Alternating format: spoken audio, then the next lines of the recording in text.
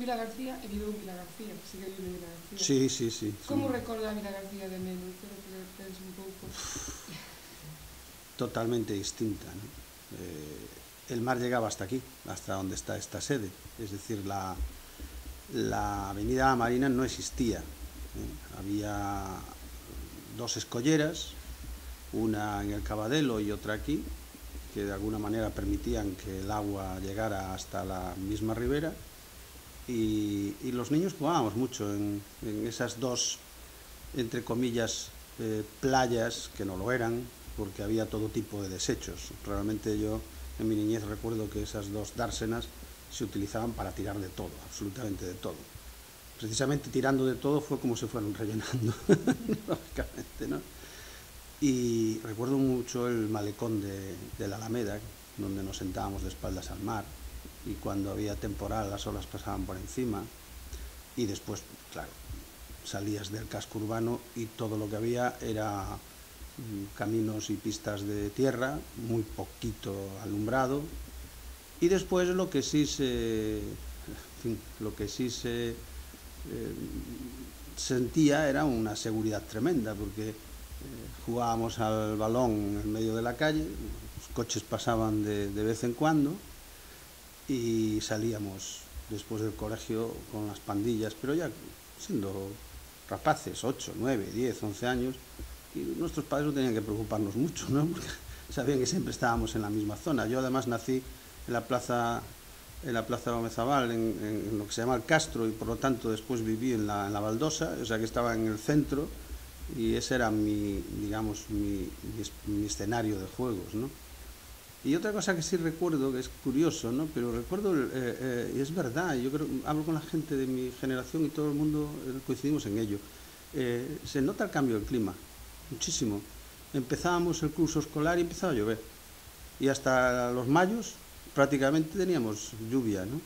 E íbamos al colegio y casi siempre estaba helado, las pozas con escarcha, patinábamos por encima de ellas. Es verdad que había pozas porque el suelo era de tierra, ahora es todo hormigón o cemento y lógicamente no se generan, pero sí es cierto que las estaciones estaban mucho más, ¿cómo te diría yo?, distinguidas, ¿no?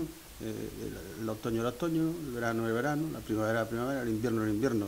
Ahora no se sabe muy bien si vamos a tener un buen verano, una mala primavera, un mal otoño, un buen invierno. En fin, Villagarcía era absolutamente distinta como es hoy, y afortunadamente, y yo soy de los que digo siempre que no es verdad que cualquier pasado fue mejor. Villagarcía es muchísimo mejor ahora, y creo, como debe ser, que lo bueno siempre está por llegar. É certo que cando chegou o alcalde xa non era esa Vilagarcía de cando era nena, pero ahora que pasaron os anos e que xa ve a alcaldía dende distancia, como recorda aqueles anos? Bueno, a ver, la Vilagarcía del año 91, que es cuando yo llego, para recordarla tenía que examinarla desde dos ámbitos distintos. Uno sería el material y otro el de la mentalidad, vamos a decirlo así, ¿no? En el aspecto material carecía de prácticamente casi todos los servicios, ¿no? No solo los básicos, los básicos me refiero al alumbrado, al alcantarillado, y me refiero también al abastecimiento de agua y a la pavimentación de caminos, ¿no? Esos los tenían aproximadamente los tres núcleos principales, Carril, Villajuán, Vilagarcía, pero el resto, el rural y los lugares, carecían absolutamente hasta de los servicios más básicos, ¿no? Pero es que tampoco había infraestructuras educativas, no había infraestructuras culturales, no había infraestructuras deportivas, no había infraestructuras turísticas, no había políticas sociales, no había política cultural, política deportiva. Yo creo que a lo largo de esos años, la verdad que se ha trabajado mucho en esos campos, y obviamente se ha conseguido que Vilagarcía esté dotada de todas estas infraestructuras sanitarias. Bueno, pues claro, ahora tenemos hospital, tenemos auditorio, tenemos centros culturales en las parroquias, tenemos escuela de idiomas, tenemos conservatorio de música, tenemos paseo marítimo, tenemos pabellones polideportivos, tenemos piscina climatizada, en fin, todas esas cuestiones, que yo las he dicho así en un plis-plas, todo eso no existía, por lo tanto el esfuerzo fue muy importante. Pero yo creo que de lo más orgulloso que siempre estuve es del cambio de mentalidad. Cuando llegamos a la alcaldía a gobernar en Villagarcía en el año 91, siempre se dice, Villagarcía vive a espaldas al mar. Bueno, pues Villagarcía también vivía a espaldas del ayuntamiento. Los vecinos no veían en el ayuntamiento un motor catalizador de sus inquietudes, de sus iniciativas, ¿no? Al contrario, más bien parecía que estaban peleados siempre con la administración local, ¿no? Y ese esfuerzo dio muchos frutos, porque hubo que sentarse con los colectivos, con la sociedad civil, con las asociaciones de vecinos, con las asociaciones culturales, con el mundo del deporte, no solo para dotarles de infraestructuras, sino para darle ánimos y para ayudarles.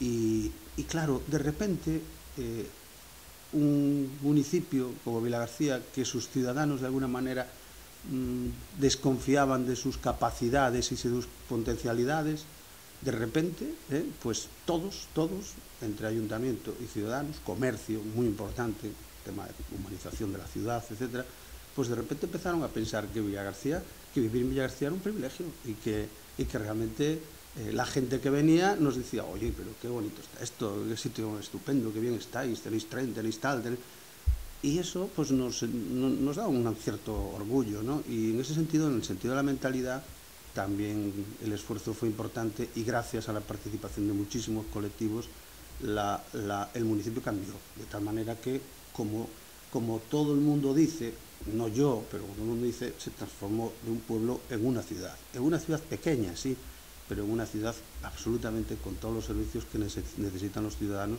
para tener una vida digna y cómoda, que es de lo que se trata, ¿no? Hubo un cambio, que me estabas explicando, pero ¿qué cosas lle quedaron pendentes a facer agora, alcalde? Non hai unha espiña clavada respecto a algún tipo de proyecto? A ver, si yo pensara que hubiesen quedado cosas pendientes, posiblemente hubiese presentado otros 4 años. No, yo creo que fue un ciclo muy largo, fueron 16 años, y creo que fue suficiente para que yo hubiese convertido en realidad lo que tenía en mente, ¿no? Hago un paréntesis ahora, ¿no? Siempre se personaliza. Y yo mismo lo estoy haciendo ahora, ¿no? El alcalde da la sensación de que es el que consiguió realizar todo esto. No, es que yo tenía un buen equipo de concejales, tuve siempre muy buen equipo de concejales y tenía una maquinaria administrativa que nunca me falló, nunca. Y después estaba, como he dicho, los distintos colectivos, la sociedad civil es un conjunto, comerciantes, mundo de la cultura, mundo del deporte, entre todos hemos hecho este trabajo, ¿no? Ya sé que al final dice, bueno, pues el alcalde está para lo bueno, para lo malo. No, pero esto es imposible. Entonces, no era solo lo que yo tenía en mente, sino que la gente con la que yo me relacionaba, tanto política como socialmente, pues realmente llegó a un punto que dijimos, hombre, la casa está amueblada, ¿no? La casa está amueblada, no le falta nada. Lo único que hay que hacer ahora es conservarla, mantenerla, ir reponiendo aquello que se vaya deteriorando con el tiempo y darle mucho cariño, ¿no?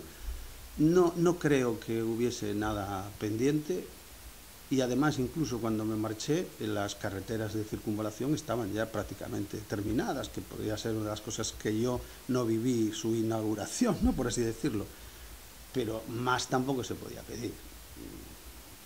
No íbamos a tener una universidad en Villagarcía, ¿no? Y a nivel personal, ¿cómo es ser alcalde de Villagarcía?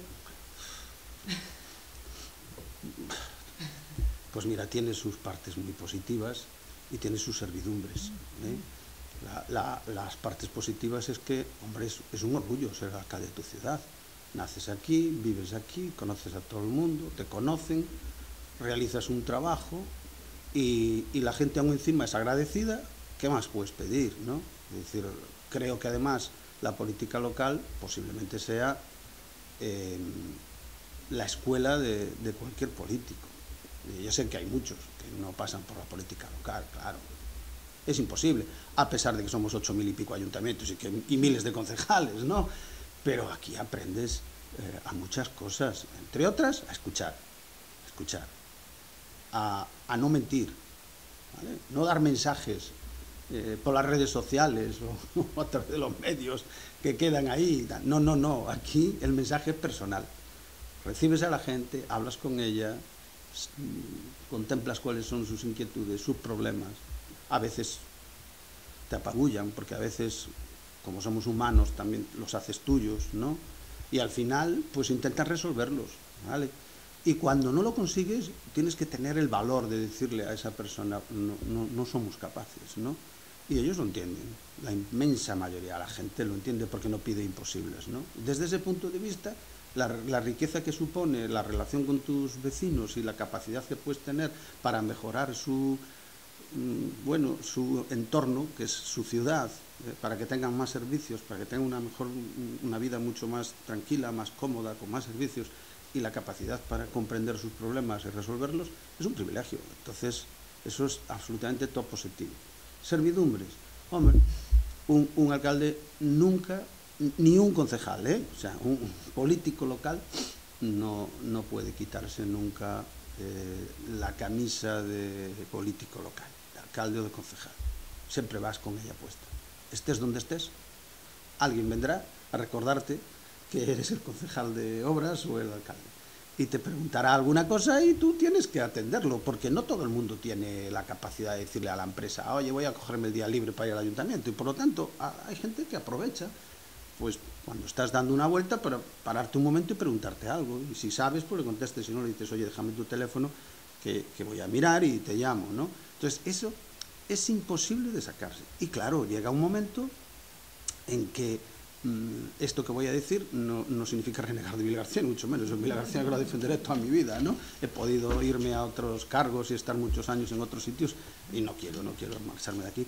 Pero llega un momento en que te da la sensación de que la única manera de estar tranquilo es quedarte en casa o irte a otra ciudad a pasear, ¿no? Porque la tuya... Yo siempre le digo a amigos que he empezado a disfrutar del paseo marítimo cuando dejé de ser alcalde. Porque cuando era alcalde no era capaz de llegar a Carril. No era capaz, no había manera, tardaba no sé cachis en la mar.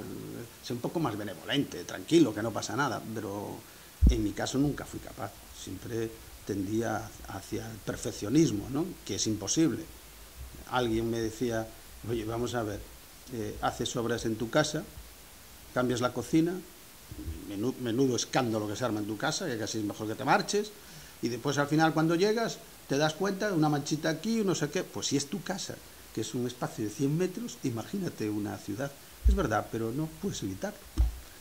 En 16 anos, cal é o mellor momento como alcalde? Que proxecto ou que momento tal? E cal é o peor? Porque hubo momentos malos. Hubo muchísimos momentos buenos,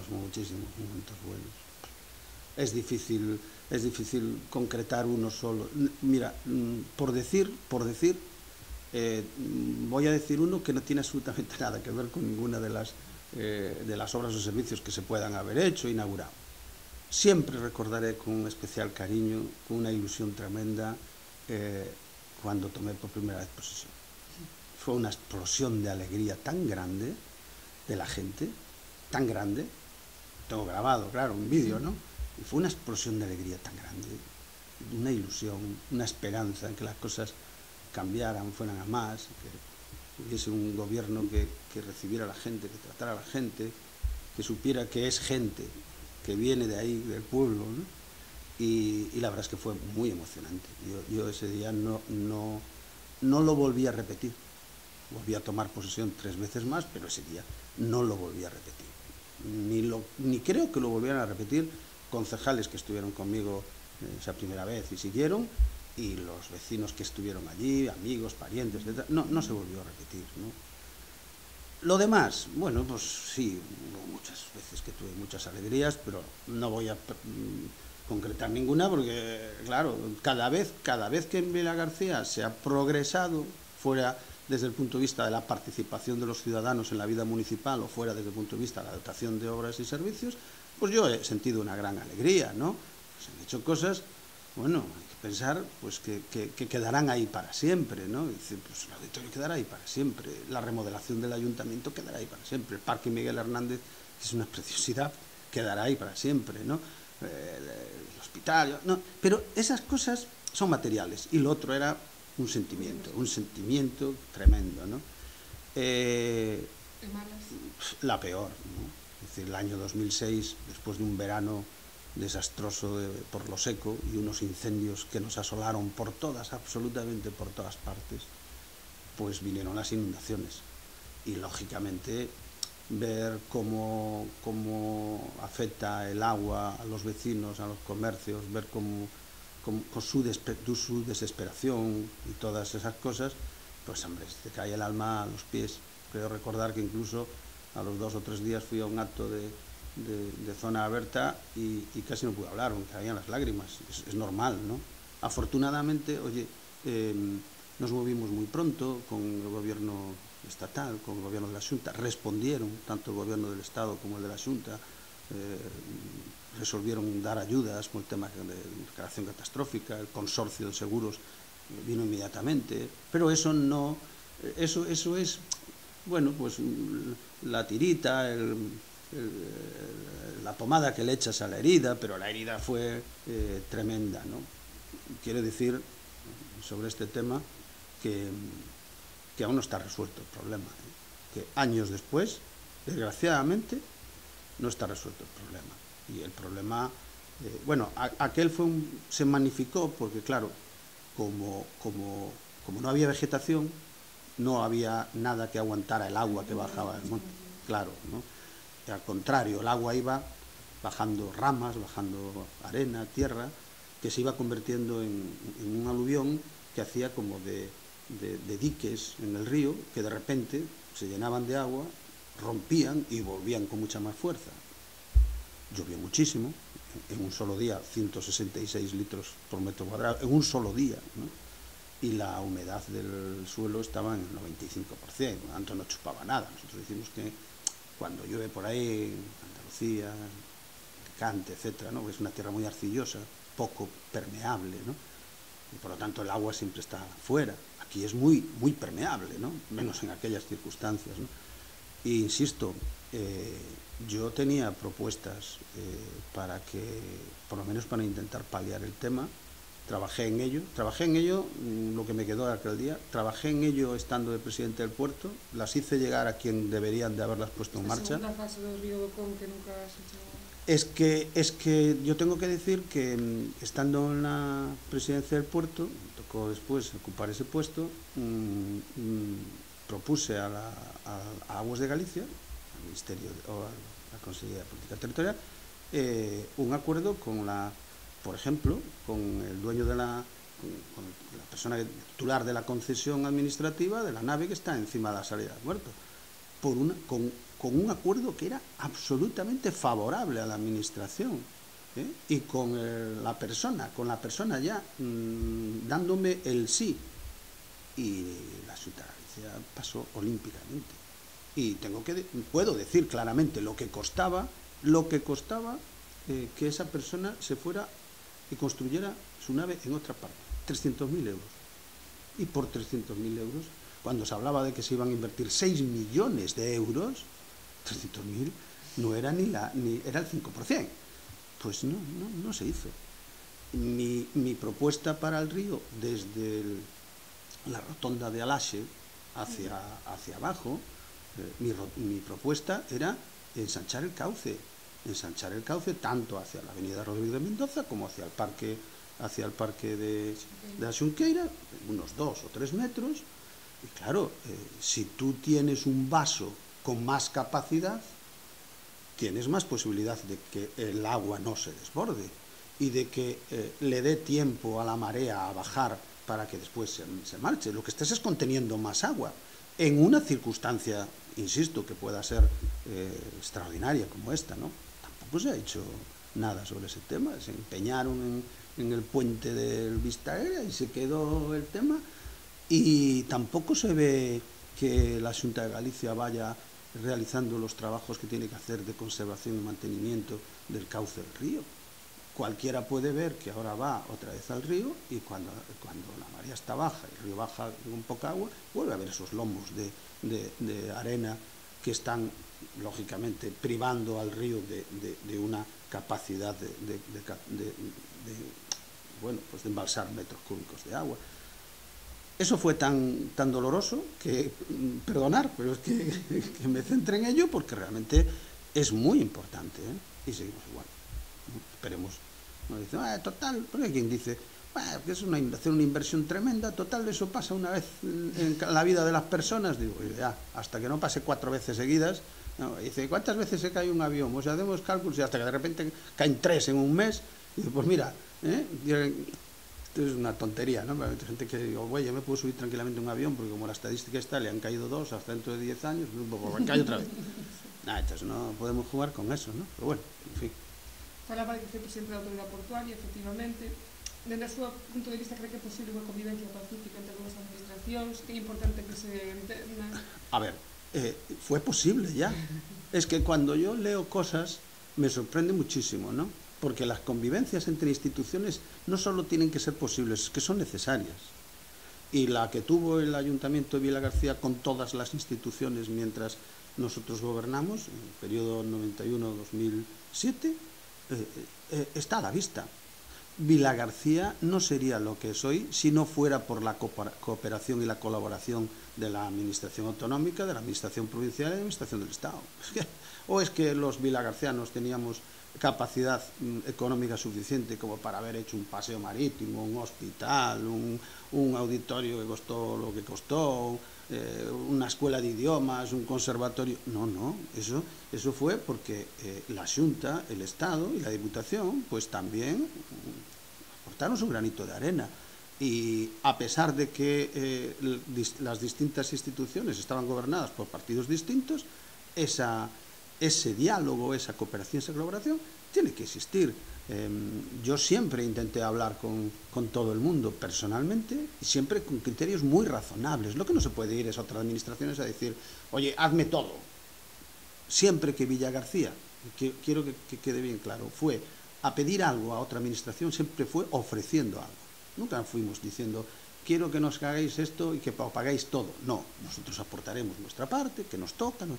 Y la persona que te recibe es más, a redundancia, receptiva. Pues dice, coño, claro, estoy cansado de que me vengan a pedir que les haga todo, ¿no? Para eso ellos también tienen sus presupuestos, ¿no?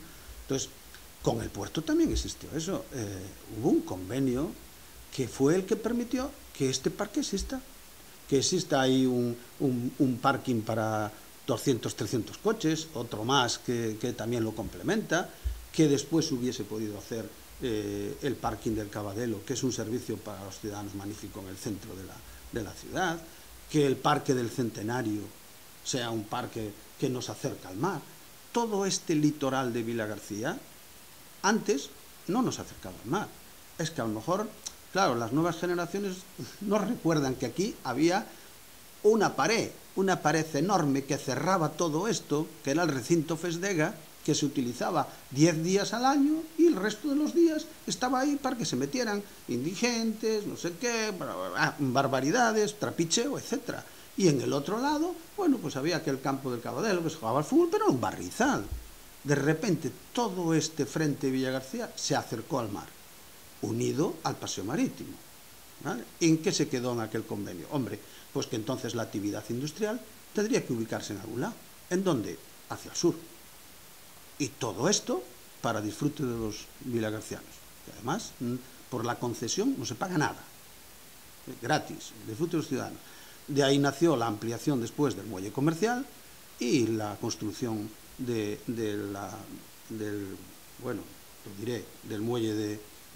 muelle que hace de contenedores, ¿no?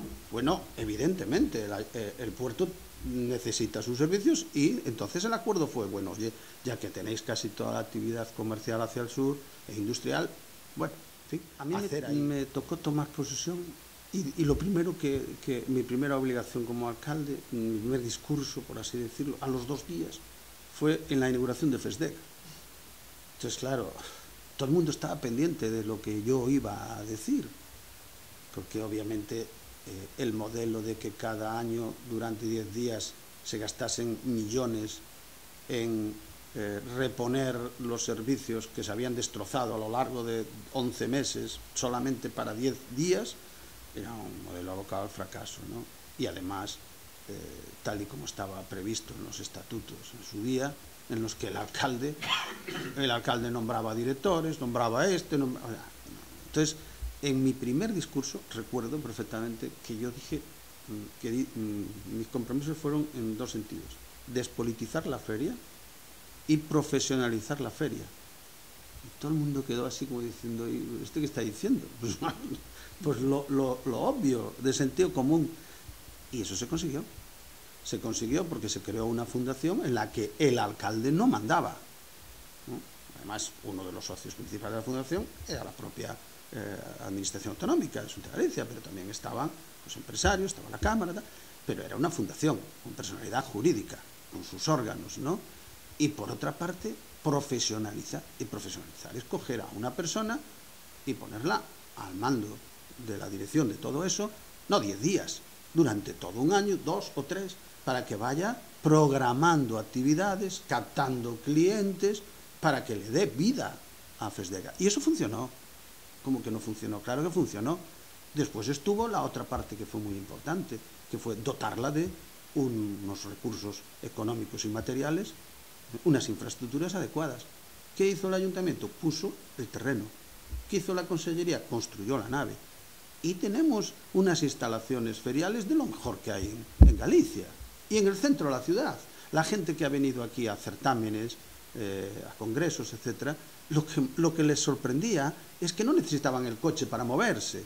Dejaban el coche aparcado, iban a comer o iban a la sitio donde tenían que dormir y dicen, pero esto es una maravilla. Y durante unos años, además hubo un buen gerente, hubo al año 10, 12, 14 congresos, exposiciones, etcétera, ¿no? No sé si la crisis, la desgana, la desidia, no lo sé, pues al final llevó a, bueno, la Xunta, yo me voy, pues la Cámara la verdad es que tampoco tiró mucho del carro, etcétera, etcétera, ¿no?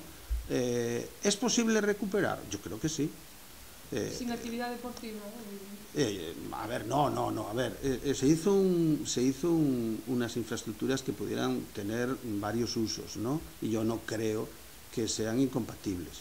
Lo que no puede ser que si tú tienes 12, bueno, 12 es por decir, bueno, si tuvieras media docena de certámenes importantes al año, congresos, exposiciones, lo que sea, a lo mejor pase un mes sin que que aquello esté vacío y no se pueda utilizar. ¿Por qué no? Los recursos hay que aprovecharlos, que costaron mucho dinero. Pero eso no es obstáculo, porque como es un contenedor vacío, eso lo compartimentas como quieres, lo utilizas para esto, lo utilizas para lo otro. Cuando son las ferias ya sabes que además todo se instala. Las calles son ficticias, los stands vienen prefabricados. No veo que haya ningún problema. Tiene un espacio para abarcar estupendo, las condiciones incluso para poder realizar actividades musicales, etcétera, ¿no?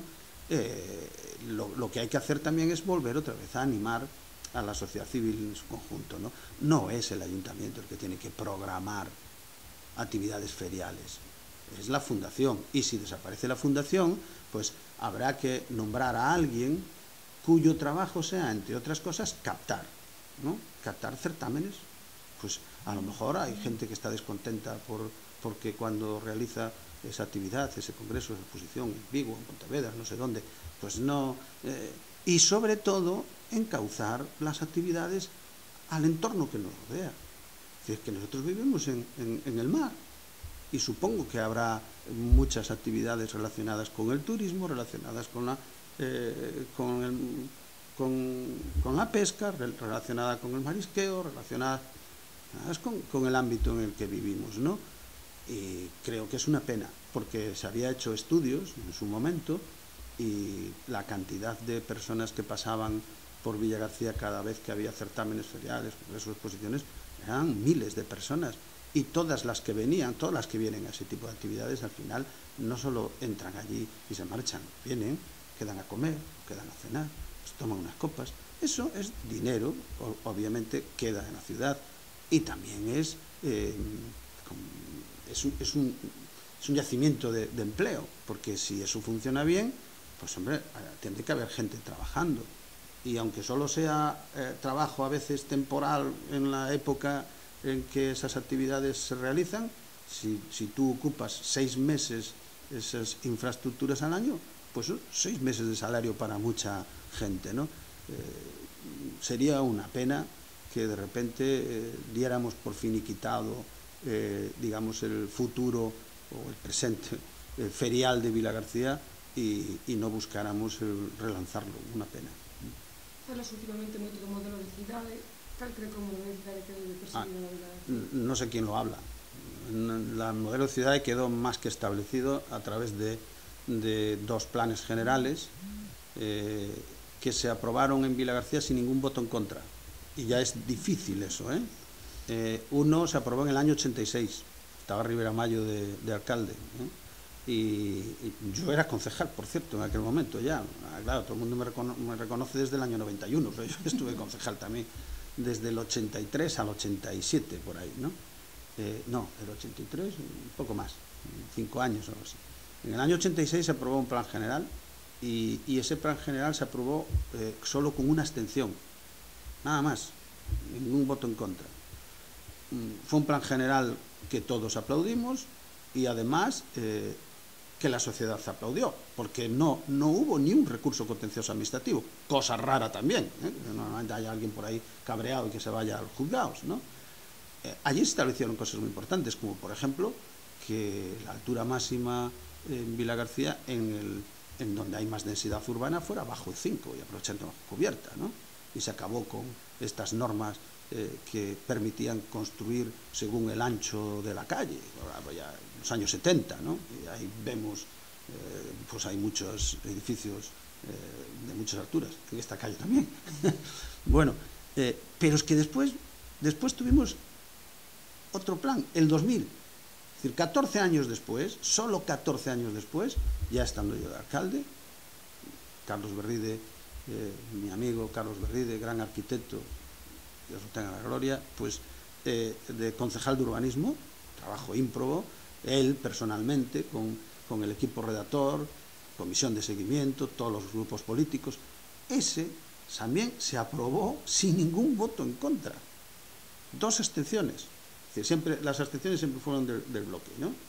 Pero no es que no estuvieran de acuerdo, es que era una estrategia política, ¿no? Es decir, yo más tengo porque si no sale bien, yo no soy responsable, y si sale bien tampoco voté en contra. Vale, muy bien, perfecto.